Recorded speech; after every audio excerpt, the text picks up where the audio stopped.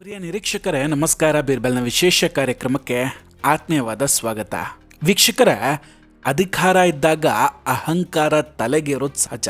ಆದರೆ ಪಶ್ಚಿಮ ಬಂಗಾಳದ CM ಮಮತಾ ಬ್ಯಾನರ್ಜಿ ಅವರಿಗೆ ಮಾತ್ರ ಅಹಂಕಾರ, ದರ್ಪ ಅನ್ನೋದು ರಕ್ತದ ಕಣ ಕಣದಲ್ಲೂ ಇದ್ದಂಗಿದೆ.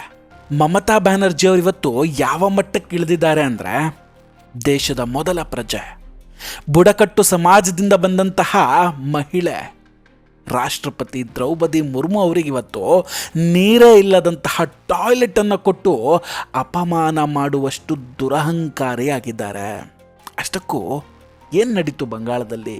ಸೌಮ್ಯ ಸ್ವಭಾವದ ರಾಷ್ಟ್ರಪತಿ ದ್ರೌಪದಿ ಮುರ್ಮು ಅವರು ಸಿಟ್ಟಾಗಿದ್ಯಾಕೆ? ಮೋದಿಜಿ ಈ ವಿಷಯದಲ್ಲಿ ಯಾಕೆ ಎಂಟ್ರಿ ಆದರು? ದೀದಿಗೆ ನೋಟಿಸ್ ಕೊಟ್ಟಿದ್ಯಾಕೆ? ಬಂಗಾಳದಲ್ಲಿ ರಾಷ್ಟ್ರಪತಿ ಆಡಳಿತ ಆರಂಭ ಆಗಿಯೇ ಬಿಡ್ತಾ? ಇದೆಲ್ಲದರ ಬಗ್ಗೆ ಡಿಟೇಲ್ ಆಗಿ ಮಾತಾಡ್ತಾ ಹೋಗ್ತೀನಿ. ವಿಡಿಯೋವನ್ನು ಕೊನೆಯವರೆಗೂ ಮಿಸ್ ಮಾಡದೆ ನೋಡಿ. ಇನ್ನೂ ಕೂಡ ನಮ್ಮ ಬೀರ್ಬಲ್ ಚಾನಲನ್ನು ಸಬ್ಸ್ಕ್ರೈಬ್ ಮಾಡಿಲ್ಲ ಅಂದರೆ ಈ ಕೂಡಲೇ ಸಬ್ಸ್ಕ್ರೈಬ್ ಮಾಡಿ ಹಾಗೂ ಬೆಲ್ ಐಕಾನನ್ನು ಕ್ಲಿಕ್ ಮಾಡಿ. ವೀಕ್ಷಕರೇ, ಮಮತಾ ಬ್ಯಾನರ್ಜಿ ವರ್ಸಸ್ ಕೇಂದ್ರ ಸರ್ಕಾರದ ನಡುವೆ ಸಮರ ನಡೀತಾನೆ ಇದೆ. ರೀಸೆಂಟಾಗಿ ಕೇಂದ್ರ ಸರ್ಕಾರ ಒಂದು ದೊಡ್ಡ ಗೇಮ್ ಕೂಡ ಆಡ್ತು. ಬಂಗಾಳಕ್ಕೆ ಖಡಕ್ ರಾಜ್ಯಪಾಲರಾದಂತಹ RN ರವಿ ಅವರನ್ನು ಕಳಿಸಲಾಗುತ್ತೆ. ದೀದಿಗಲ್ಲಿಂದ ನಡುಕ ಹುಟ್ಟಿತ್ತು ನೋಡಿ. ಯಾರದ್ದೋ ಮೇಲಿನ ಸಿಟ್ಟು ಇನ್ಯಾರದ್ದೋ ಮೇಲೆ ಅನ್ನೋ ಹಾಗೆ ಮೋದಿಜಿ ಸರ್ಕಾರದ ಮೇಲಿನ ಸಿಟ್ಟನ್ನು ಈಗ ರಾಷ್ಟ್ರಪತಿಗಳ ಮೇಲೆ ತೋರಿಸ್ತಾ ಇದ್ದಾರೆ. ಅದು ಯಾವ ಹಂತಕ್ಕೆ ಇಳಿದಿದ್ದಾರೆ ಅಂದರೆ, ಒಂದು ಹೆಣ್ಣಾಗಿ ಮತ್ತೊಬ್ಬ ಮಹಿಳೆಗೆ, ಅದರಲ್ಲೂ ಬುಡಕಟ್ಟು ಸಮಾಜದಿಂದ ಬಂದಂತಹ ರಾಷ್ಟ್ರಪತಿಗಳಿಗೇನೆ ನೀರಿಲ್ಲದೆ ಇರೋ ಟಾಯ್ಲೆಟನ್ನು ಕೊಡುವ ಮಟ್ಟಕ್ಕೆ ಬಂದಿದ್ದಾರೆ. ಮಮತಾ ಬ್ಯಾನರ್ಜಿ ಅವರು ಕಳೆದ 3 ದಿನಗಳಿಂದ ಧರಣಿ ಕೂತ್ಕೊಂಡಿದ್ದಾರೆ. ಅದಕ್ಕೆ ಮುಖ್ಯ ಕಾರಣ SIR ಅಂದರೆ ಮತದಾರರ ಪಟ್ಟಿಯ ವಿಶೇಷ ತೀವ್ರ ಪರಿಷ್ಕರಣೆ. ಮಮತಾ ಬ್ಯಾನರ್ಜಿ ಅವರು ಹೇಳೋ ಪ್ರಕಾರ ಕೇಂದ್ರ ಸರ್ಕಾರ ಬಂಗಾಳದ ಮತದಾರರ ಪಟ್ಟಿಯಿಂದ ಲಕ್ಷಾಂತರ ಹೆಸರುಗಳನ್ನು ಉದ್ದೇಶಪೂರ್ವಕವಾಗಿಯೇ ತೆಗೆದುಹಾಕ್ತಾ ಇದ್ದಾರೆ.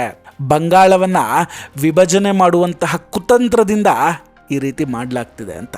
ಆದರೆ ಈ ಹೆಸರುಗಳನ್ನು ತೆಗೆದು ಹಾಕ್ತಾ ಇರೋದಕ್ಕೂ ಕೇಂದ್ರ ಸರ್ಕಾರಕ್ಕೂ ಸಂಬಂಧವೇ ಇಲ್ಲ.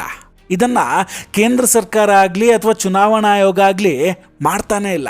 ಬದಲಿಗೆ ಸುಪ್ರೀಂ ಕೋರ್ಟ್ನ ಆದೇಶದ ಮೇರೆಗೆ 780 ನ್ಯಾಯಾಧೀಶರು ಈ ಪ್ರಕ್ರಿಯೆಯನ್ನು ನಡೆಸ್ತಾ ಇದ್ದಾರೆ. ಸುಮಾರು 36,000 ನಕಲಿ ಹೆಸರುಗಳನ್ನು ಪಟ್ಟಿಯಿಂದ ಆಲ್ರೆಡಿ ತೆಗೆದು ಕೂಡ ಹಾಕಲಾಗಿದೆ. ನಕಲಿ ಮತದಾರರನ್ನ ಪತ್ತೆ ಹಚ್ಚಿ ಪಟ್ಟಿಯನ್ನು ಸ್ವಚ್ಛಗೊಳಿಸುವ ಈ ಕಾರ್ಯಕ್ಕೆ ಮಮತಾ ಬ್ಯಾನರ್ಜಿ ಅವರು ಅಡ್ಡಿಪಡಿಸ್ತಾ ಇದ್ದಾರೆ. ಆದರೆ ಅದು ಹೇಗೆ ಸಾಧ್ಯ? ಹೆಸರುಗಳು ನಕಲಿಯಾಗಿದ್ದರೆ ಅವುಗಳನ್ನು ತೆಗಿಲೇಬೇಕು. ಇದರಲ್ಲಿ ತಪ್ಪೇನಿದೆ?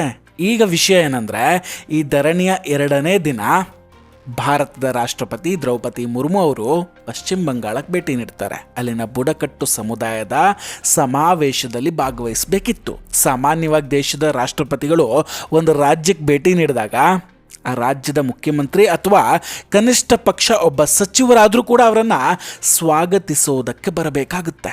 ಇದು ಶಿಷ್ಟಾಚಾರ ಅಥವಾ ಪ್ರೋಟೋಕಾಲು. ಆದರೆ ಮಮತಾ ಬ್ಯಾನರ್ಜಿ ಅವರು ಅಲ್ಲಿಗೆ ಬರಲೇ ಇಲ್ಲ. ಆದರೂ ಪರವಾಗಿಲ್ಲ, ಅವರ ಸಚಿವ ಸಂಪುಟದ ಒಬ್ಬ ಸಚಿವರು ಕೂಡ ರಾಷ್ಟ್ರಪತಿಗಳನ್ನು ಬರಮಾಡಿಕೊಳ್ಳೋದಕ್ಕೆ ಹೋಗೋದಿಲ್ಲ.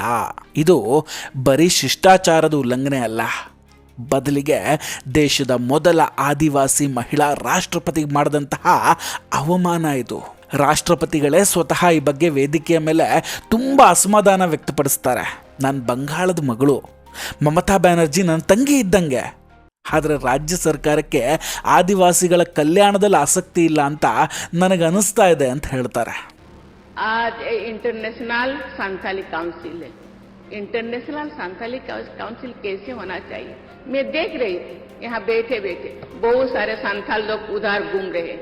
मुझे लगता है कोई उनको रोक रहा है यहाँ आने के लिए. नहीं जाओ. मैं जो रास्ते पे आ रही थी, यहाँ जो फील्ड में देख रहे हैं, ये एक इंटरनेशनल संथाल काउंसिल का ये सम्मेलन है. मुझे लगता नहीं. कोई चाहते नहीं कि संथाल एकजुट हो, कोई चाहते नहीं संथाल आगे बढ़े, कोई चाहते नहीं कि संथाल शिक्षित हो, कोई चाहते नहीं कि संथाल मजबूत हो. लेकिन मैं जानती हूं कि संताल ये देश के लिए अपनी जिंदगी को निछावर किए हैं। इंटरनेशनल संताल काउंसिल का सम्मेलन था।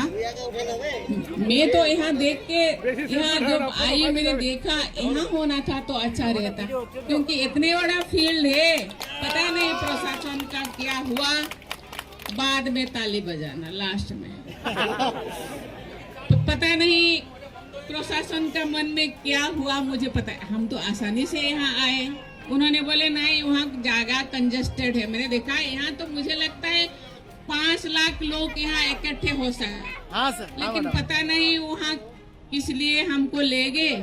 यहाँ के भाइयों बहनों ज्यादा नहीं जा पाए, इसीलिए मैंने सोचा कि उनके नहीं, लेकिन मैं बहुत दुखी हूँ।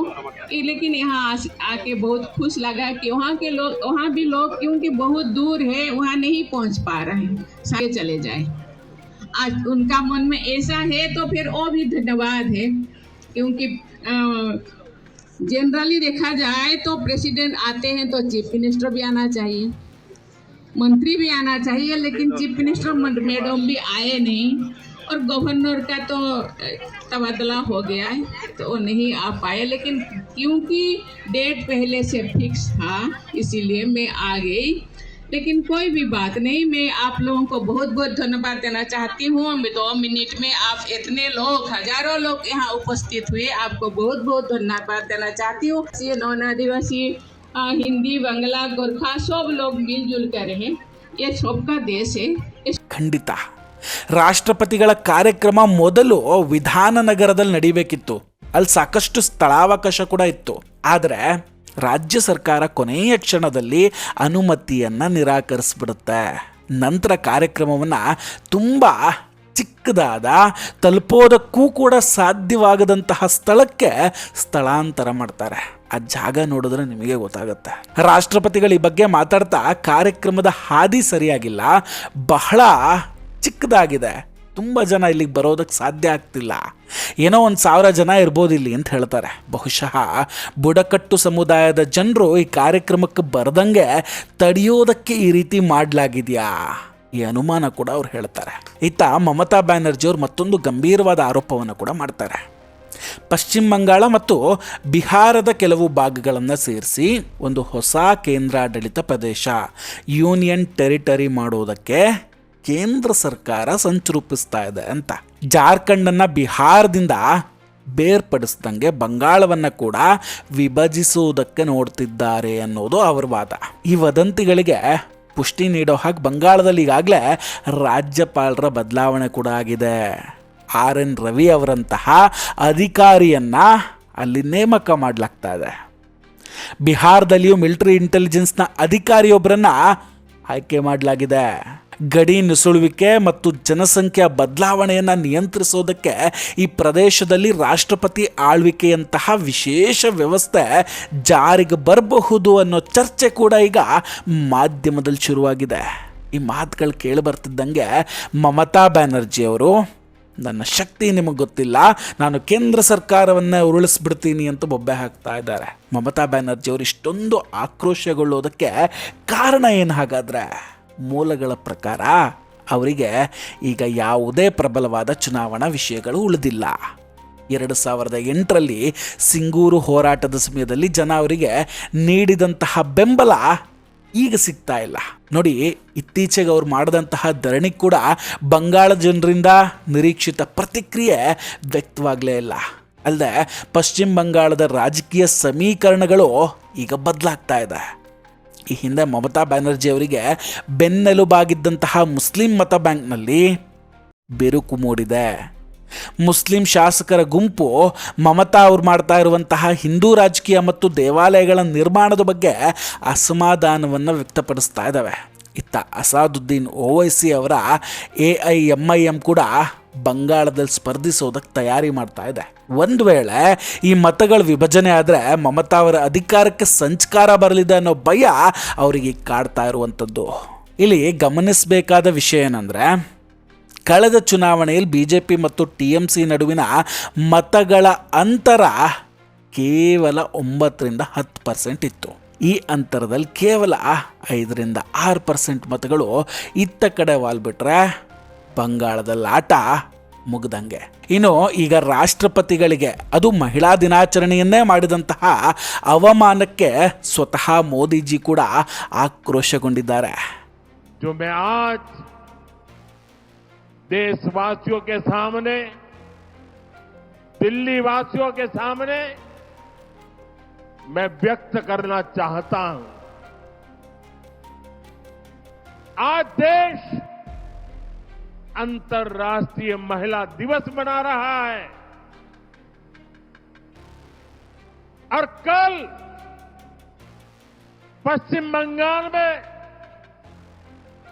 टीएमसी सरकार ने देश की राष्ट्रपति आदरणीय द्रौपदी मुर्मू जी का घोर अपमान किया है. ಬಟ್ ರಾಷ್ಟ್ರಪತಿಗಳಿಗೆ ಇಷ್ಟೊಂದು ಅವಮಾನವಾದರೂ ರಾಹುಲ್ ಗಾಂಧಿ ಆಗಲಿ, ಜಾರ್ಖಂಡ್ ಮುಖ್ಯಮಂತ್ರಿಗಳಾಗಲಿ, ವಿರೋಧ ಪಕ್ಷ ನಾಯಕರಾಗಲಿ ಯಾರೂ ಮಾತಾಡ್ತಾ ಇಲ್ಲ. ಎಲ್ಲರೂ ಕೂಡ ಮೌನವಾಗಿಬಿಟ್ಟಿದ್ದಾರೆ.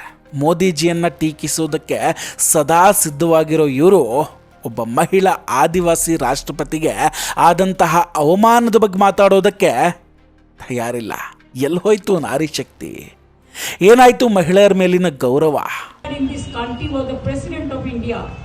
Don't play politics. Don't play politics at the time of election as per BJP advice. You can criticize us. We will not. But fact I have to say. Fact remains fact. ವೀಕ್ಷಕರೇ, ಇದೆಲ್ಲದರ ಬಗ್ಗೆ ನಿಮ್ಮ ಅಭಿಪ್ರಾಯ ಏನು? ದಯವಿಟ್ಟು comment ಮಾಡಿ ತಿಳಿಸಿ. ನಾವು ಕೊಟ್ಟಂತಹ ಮಾಹಿತಿಗಳು ನಿಮಗಿಷ್ಟ ಆಗಿದ್ದರೆ ವಿಡಿಯೋವನ್ನು ಲೈಕ್ ಮಾಡಿ ಹಾಗೂ ಶೇರ್ ಮಾಡಿ. ಇನ್ನೂ ಕೂಡ ನಮ್ಮ ಬೀರ್ಬಲ್ ಚಾನಲನ್ನು ಸಬ್ಸ್ಕ್ರೈಬ್ ಮಾಡಿಲ್ಲ ಅಂದರೆ ಈ ಕೂಡಲೇ ಸಬ್ಸ್ಕ್ರೈಬ್ ಮಾಡಿ ಹಾಗೂ ಬೆಲ್ ಐಕಾನನ್ನು ಕ್ಲಿಕ್ ಮಾಡಿ. ನಮಸ್ಕಾರ, ಟೇಕ್ ಕೇರ್ ಆ್ಯಂಡ್ ಬಾಯ್ ಬಾಯ್. ಮತ್ತೆ ಭೇಟಿಯಾಗೋಣ. ಜೈ ಹಿಂದ್.